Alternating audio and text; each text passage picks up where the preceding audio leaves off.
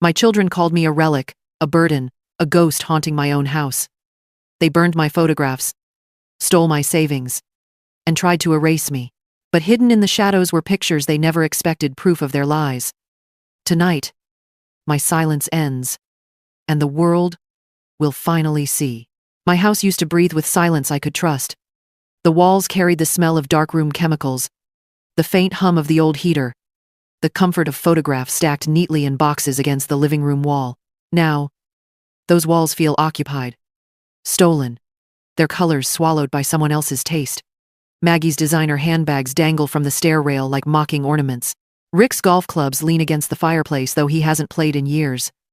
Even the kitchen counter is littered with bottles of imported wine I never touch. Every corner whispers that this is no longer my home, only the shell of it. I move carefully, as though I am a guest in a museum that once displayed my own life. The sound of laughter drifts from the dining room, sharp and careless. I pause in the hallway, pressing myself against the wall. Maggie's voice, my daughter's voice, floats through like smoke. She's just a relic taking up space, she says, almost singing the words, her laugh overlapping with Rick's lower chuckle. The air catches in my throat. A relic, a thing to be looked at but not valued. Their voices mingle, cruel in their casualness, and I feel myself shrinking into the wallpaper. I wait until their laughter fades into the clinking of glasses before I step away. Outside, the evening light burns low, staining the sky in streaks of orange. I hear the crackle before I see it, the unmistakable spit of fire chewing at paper. My steps quicken, and then I stop, frozen. Maggie is bent over the fire pit in the backyard, her hair gleaming in the sunset, tossing in boxes. Not trash, my boxes. My photographs. Flames lick the edges of faces I once knew. Children with wide, terrified eyes. Men in uniforms. Bodies bent under the weight of war. Villages reduced to rubble. Every photo was a heartbeat I once carried across battlefields. Proof that I had lived, that I had witnessed. And now, each one curls and blackens as Maggie drops it like a candy wrapper. They're worthless relics of a dead era, Mom, she says, not even startled by my presence. Her tone is almost sweet, cruelly sweet. Nobody cares about war photos anymore. I cannot move. The heat warms my face, but inside me, there is nothing but cold. The ashes rise into the air, like the fragments of my identity, lifted for a second, before vanishing into the night. In the dancing firelight, my mind betrays me with flashes. A girl clutching her baby, both covered in dust. A boy no older than 10, his arms carrying the limp body of his brother. The world I froze inside those frames was not worthless. I bled for it. I survived it. And yet here, in the backyard of my own home, it dies again, this time not by war but by my own blood. I want to scream, but my voice stays locked in my throat. I think instead of the secret I have carried for years, heavier than any camera, Maggie has forgotten. Or perhaps she believes I have, but I remember. The photographs I hid, the truth I buried, to keep her safe. As I stand by the fire, my hands trembling, I wonder if that was my greatest mistake, protecting her, when she did not deserve it. The flames crackle louder, and I retreat, my shadow stretching long against the grass. Inside my own home, I feel like a ghost already, erased while still breathing. Every month, the same ritual unfolds. The envelope from the pension office arrives with my name on it, but the moment it touches the kitchen counter, Rick snatches it as though it were addressed to him. He barely looks at me when he rips it open, only muttering, "You know this is what keeps this house running." He says it in the tone of a landlord, reminding a tenant of overdue rent. Sometimes, when he counts the bills, he whistles, low and satisfied, as if my lifetime of work and sacrifice were simply his lottery winnings. He slips the money into his pocket, leaving only scraps for my groceries. Dinner is always a point of humiliation. I prefer my simple meals, vegetable soup, sometimes with bread, if I can stretch the pantry. But Maggie cannot let even that pass quietly. "Honestly, Mom," she says one evening, her eyes flicking over my faded cardigan, the sleeves rubbed thin from years of wear, "you look like a beggar eating out of a bowl. You live in a house worth a fortune, and you still act like we're in the Great Depression." Rick laughs, pouring himself another glass of wine I bought, but never drink. Let her be. She likes playing poor. It makes her feel virtuous. I keep my eyes on the table, but my hands tremble around the spoon. I tell myself I am still stronger than their words. That silence is not surrender. But silence, I know, is also complicity. It was late one night, when the house had finally gone quiet, that I found the evidence. I had gone into Maggie's office, in search of an envelope of old letters I thought she might have misplaced. Instead, tucked beneath a folder of property listings, I saw the papers. My papers. Bank documents with my name, my signature, except the slant of the letters was wrong, the ink too fresh. Maggie had forged them. She and Rick had been draining my savings, line by line, pretending I no longer needed what was mine. The betrayal was sharp, like glass cutting under my ribs. For a moment, I could not breathe. The next morning, I tried to confront them. Rick leaned back in his chair, smirking, his arms crossed. You've had your time, Ellie. Hand it over before you ruin what's left of ours. Maggie's voice was sharper, colder. You're the past, Mom. No one cares about your dusty photos. Sell the house, move to a home, and stop being selfish. Do you want us to live like paupers while you rot in your little museum of junk? I stood there, staring at them both, my own daughter and the man she had chosen, and realized it with sudden clarity. I was not simply neglected. I was being erased, piece by piece, signature by signature, until nothing of me remained but the pension they drained and the house they were circling like vultures. I climbed the attic stairs that night, my body aching, my heart heavier than any load I had carried across war zones. The door creaked open, releasing a cloud of dust. My old dark room, once alive with the glow of red light and the smell of chemicals, now lay in ruins. The enlarger stood like a rusted skeleton. Shelves sagged under the weight of boxes, their labels faded. I pulled one box close, lifting its lid with care. The prints inside were fragile, curled at the edges like old bones. My hands shook as I touched them, as if by crumbling, they might confirm that I too was turning to dust. And then, buried under stacks of envelopes, I found it. A shoebox, taped shut, its cardboard rough with age. I knew it before I even opened it. The box I had sworn never to touch again. I sat there in the dim light, the silence pressing against my chest, staring at the box, as though it were alive. My breath caught, for inside it lay the truth I had buried decades ago, the truth that might yet burn everything to the ground. The shoebox sat in my lap like a weight I had been carrying all my life. I knew what was inside. The years had not erased its presence from my memory, only buried it under layers of dust and denial.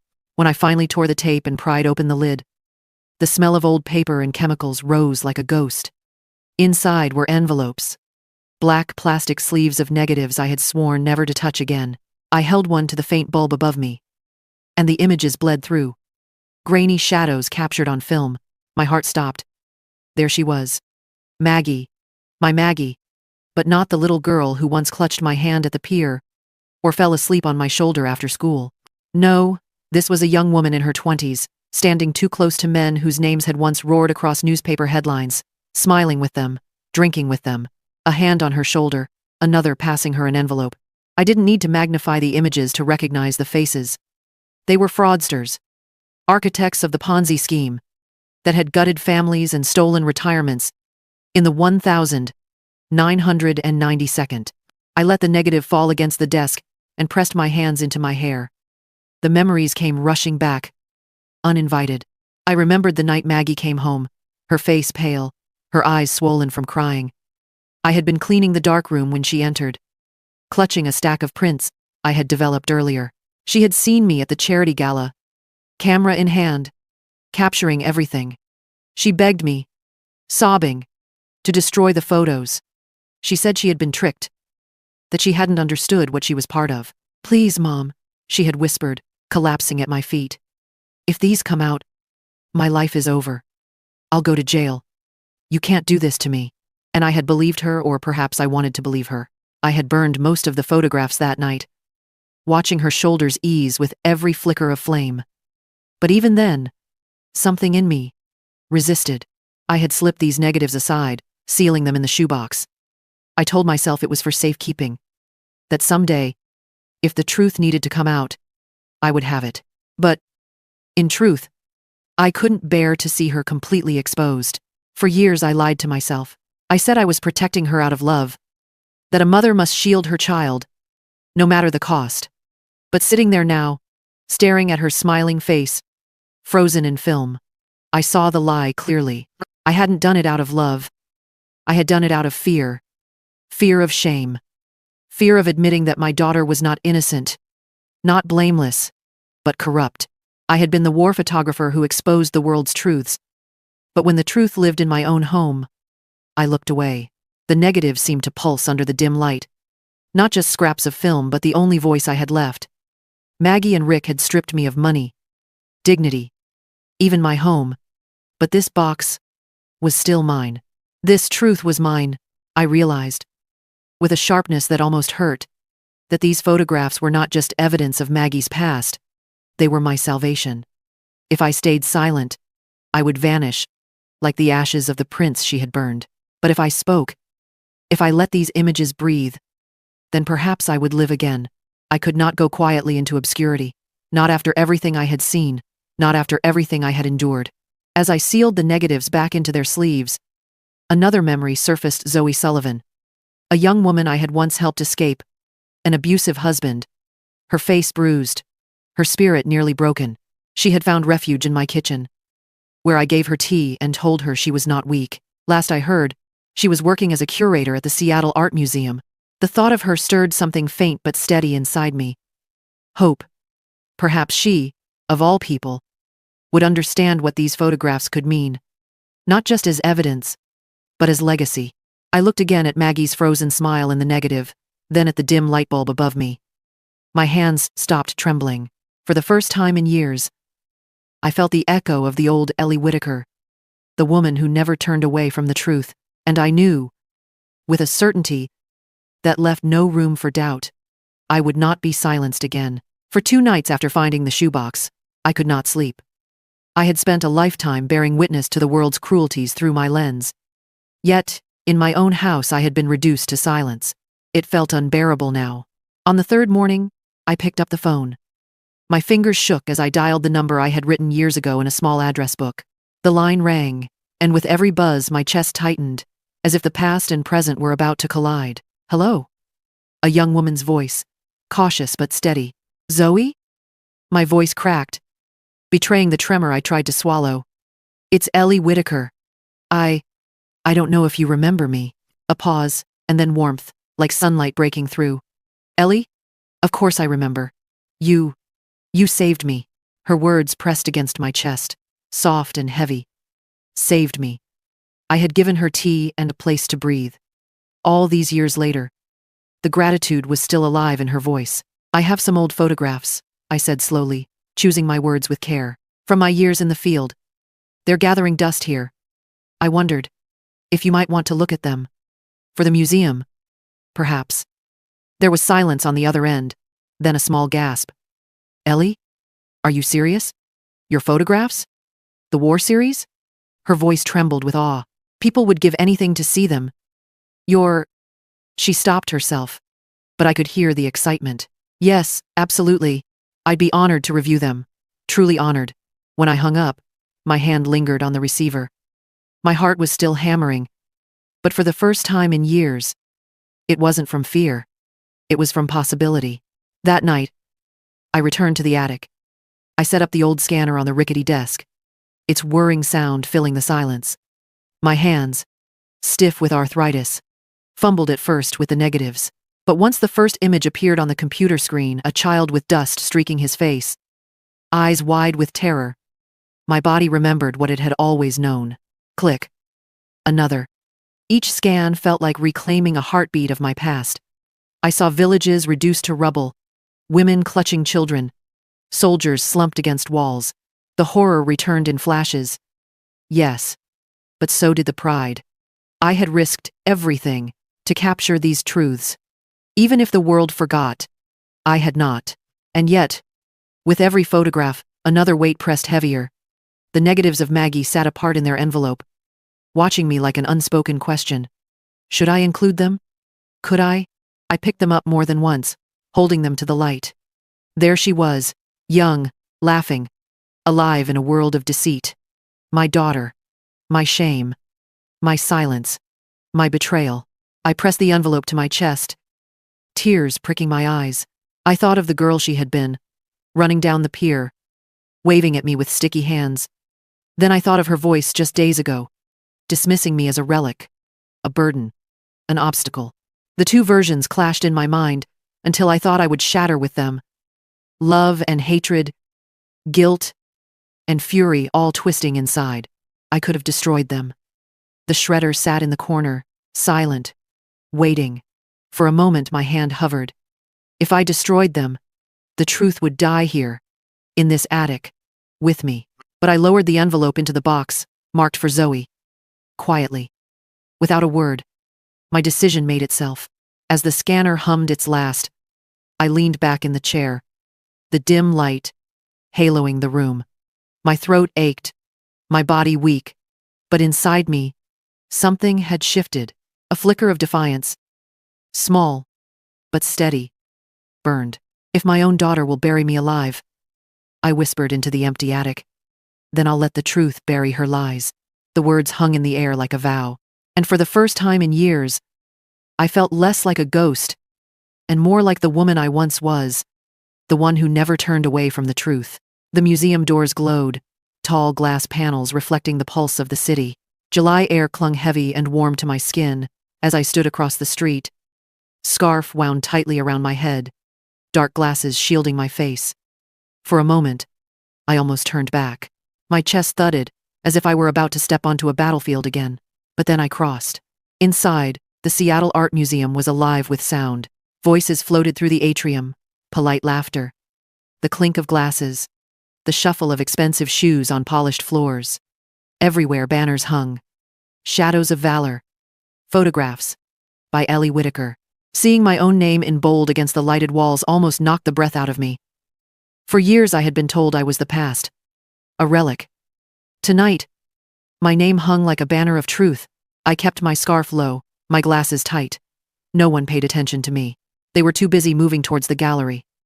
I followed them, each step heavier than the last, until I stood at the threshold of the exhibition, and then the silence. People were not speaking in here. Not the way they had in the lobby. Their voices dropped, their faces tilted up towards the photographs, as if they had entered a chapel. I saw a young man leaning closer to a frame of a soldier weeping over a comrade. An older woman pressed her hand to her mouth at the image of a child walking barefoot across a ruined street. My photographs. My truth. My ghosts, made visible. For decades those images had lain boxed and ignored. Now they glowed beneath gallery lights, framed and dignified, reflected in the eyes of strangers who understood without a word. I had not felt this scene in years. A tide rose in my chest, part pride, part sorrow, threatening to spill over. The walls seemed alive with memory. The smoke of villages, the screams I had once drowned out with the click of a shutter. And yet here, people did not look away. They bore witness. And then I reached the far wall. At first glance, the photographs there seemed almost ordinary. A party, a gathering, smiles, handshakes, glasses raised. But I knew what they were. I had placed them there myself. Maggie, my daughter, frozen in youth, standing with the men who had bled hundreds of families dry, fraudsters whose faces had once filled front pages. I lingered at a distance. My pulse hammered. Would anyone notice? Would they see past the casual smiles, the staged glamour? The answer came quickly. A man in a press badge paused, staring hard at one frame. His brows knitted. He bent closer, then pulled out his phone. A whisper to a colleague. Another phone lifted. The names started murmuring across the room like sparks leaping from a wire. Isn't that? Wait, those are the Ponzi guys, aren't they? God, and that woman. Who is she? The whispers spread. Faster now. Phones clicked. Cameras flashed. Not at the war images, but at those few personal works.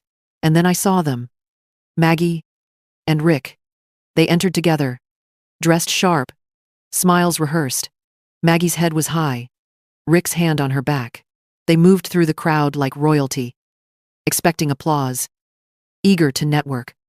But the air had already shifted. People were not moving towards them.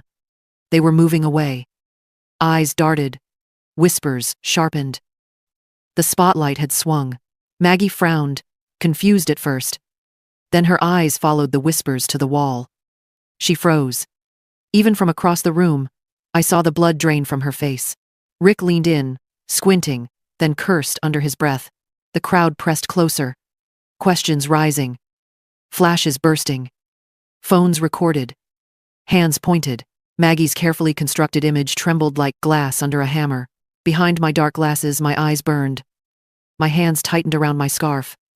The trap had been sprung, and I stood there, invisible in plain sight, my heart pounding with both triumph and grief, watching as the shadows of my photographs finally swallowed the lies. The moment Maggie's eyes landed on the photographs, her mask cracked. Her body stiffened, lips parted, the flush of confidence draining, until her face looked like porcelain, about to shatter. She whispered something to Rick, her hand rising instinctively as if to shield herself from the images on the wall. But it was too late. The crowd had already seen. A journalist stepped forward, his press badge swinging against his chest. "Mrs. Whitaker," he called, his voice carrying above the murmurs. "Can you comment on these photographs? Were you associated with the Rosen Group in the 90s? Maggie's mouth opened, but no words came.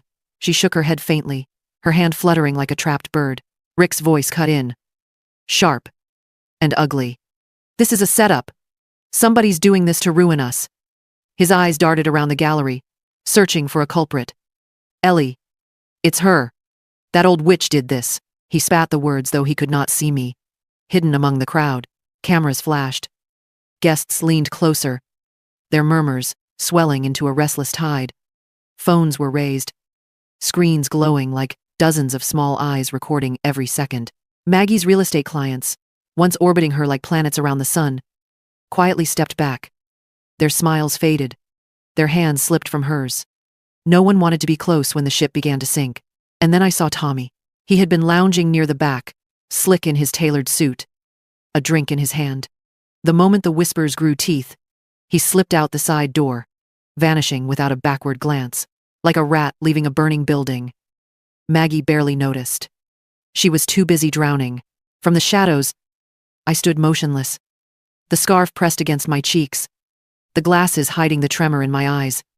Relief coursed through me, sharp and undeniable, but beneath it came grief, heavy and endless. I had unmasked Maggie before the world, yet in doing so, I knew I had lost her forever. The room blurred for a moment, my eyes stinging. A memory surged unbidden, cutting through the noise. Maggie, no older than 7, laughing at the beach. Her small hand clutched mine as the tide rushed in, her hair wild in the wind. She had begged me to take her picture that day, squealing as the waves chased her ankles. I had raised my camera and caught her mid-laugh, her joy brighter than the sun. That image clashed violently with the woman before me, now cornered, exposed, her eyes darting like a frightened animal. The sound of her laughter from decades ago echoed in my mind, cruel in its sweetness. The journalist pressed again. "Mrs. Whitaker, were you complicit in the scheme? These men defrauded hundreds. What was your involvement?" Maggie's voice broke finally, cracking under the weight. I didn't know. It's not what it looks like." Her hands trembled as she tried to wave the questions away.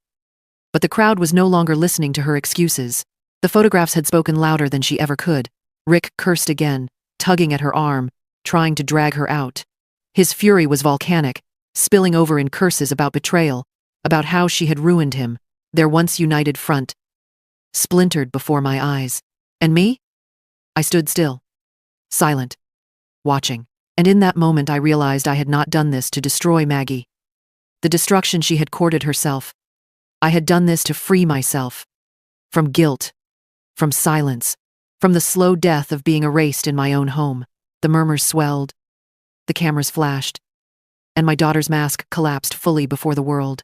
And in the shadows, unseen, I breathed in for the first time in decades. The weight lifting from my chest. Like smoke. The days that followed were like watching a storm unravel on every screen.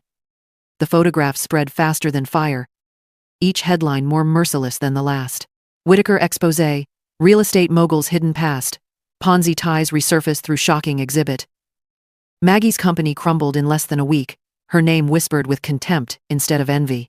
Rick's gambling debts, long hidden in shadows, came to light, dragging them further into disgrace. Authorities circled, promising investigations. Their empire of pretense collapsed with the swiftness of a house built on sand. I did not gloat. I did not even watch for long. Every headline cut sharp, reminding me that my daughter's ruin was bound to my truth. Relief and grief, braided together, inseparable. I had freed myself, yes, but the cost was the last fragile thread of family I had tried to hold. By August, I left the house that had become my prison. The museum's proceeds, modest but steady, allowed me a small apartment in a quiet corner of the city. It was nothing grand. 2 rooms, white walls, a balcony that caught the morning sun. Yet it was mine, entirely mine. The key in my pocket felt heavier than gold. Each morning, I opened the curtains and let the light pour in, unfiltered. The air was different here. Clean, unclaimed. No footsteps of others moving through my silence. No laughter mocking me from the next room. For the first time in years, my space belonged only to me. Zoe came often. She carried folders, plans, lists, her young energy filling the room like a gust of spring air. One afternoon, we sat at my small kitchen table, tea steaming between us. She spoke of the scholarship she was establishing in my name. For survivors, she said softly, her eyes meeting mine. For people who need a second chance. The way you gave me one. Her words pierced through me. I remembered her as the frightened girl clutching her bruised arms, barely daring to breathe. Now here she was. Confident. Purposeful. Building something new out of the ashes of the old. My chest swelled with a quiet pride. Not in myself, but in her. That evening, after she left, I took out my will. My handwriting wavered, but the decision was steady. I left my photographs, all of them, even the ones too painful to look at, and what remained of my assets to Zoe. To her, not to the daughter who had buried me alive while I still walked. Blood had betrayed me. Love had returned to me through another's hand. On my desk, my old camera rested. For years I had hidden it away, ashamed to let it sit in the open, as if its presence mocked the silence of my life. Now it sat proudly in the light, lens gleaming faintly, a sentinel of all I had seen. I no longer had anything to hide. The words I released to the press were simple, stripped of ornament, yet they spread faster than any speech I could have given. My photos were my truth. Now, they're my freedom. I thought they would vanish into the ocean of headlines, drowned by the scandal that consumed Maggie and Rick. Instead, they caught fire. Young people shared my photographs online, pairing them with those words, and the images bloomed again on phones, on feeds, on walls I would never see. My name became a whisper, then a murmur, then something larger. Ellie Whitaker, the war photographer who refused to be erased. It startled me, the speed of it all. Strangers posted my work with reverence, writing about resilience, about surviving betrayal, about how truth can never be buried forever. For years, I had felt like a ghost. Now, through screens and voices I would never meet, I was alive again, an icon not by intention, but by persistence. Yet in my apartment, the quiet was still mine. I sat by the window one evening, the sun melting into the horizon, painting the sky in orange and violet. On my lap lay a single photograph. One I had always kept hidden, perhaps saving it for this very moment. It was not of war, not of rubble or grief. It was of me, younger, hair dark and wild, my camera in my hands, dust rising around me as I stood in a war zone. Another journalist had caught me mid-action, my face taut, determined, alive. I traced the edges with my thumb. For a long time I had forgotten that woman. She had disappeared beneath Maggie's scorn, Rick's sneers, the silence of my own guilt. But here she was, looking back at me from the frame, reminding me that she had never left. The room grew still. I leaned back in my chair, the weight of years, pressing down, yet not crushing. My whisper broke the silence, carried softly into the dusk. I fought to show the world the truth. Tonight, the world finally saw mine. The words lingered in the fading light. Outside, the city moved on cars, voices, the rhythm of a world that barely knew I was here. But it didn't matter anymore. I did not need their applause. I had my truth, and I had spoken it. My eyes closed, not from weariness but from peace. For the first time in decades, I felt not erased, but remembered. Not hidden in the shadows, but standing in the light I had always sought to capture. The last thing I felt was the smooth edge of that photograph beneath my hand. A reminder that stories, once told, never truly die, and neither at last would mine. In my 78 years, I've learned that silence can be as dangerous as war. When we bury the truth to protect others, we bury ourselves along with it. I carried guilt, betrayal, and the weight of family lies for too long. But when I finally let my story speak, I found freedom. We are never too old to reclaim our voices, our worth, or our legacy. If this story touched you, don't forget to like, share, and subscribe for more grandma revenge stories.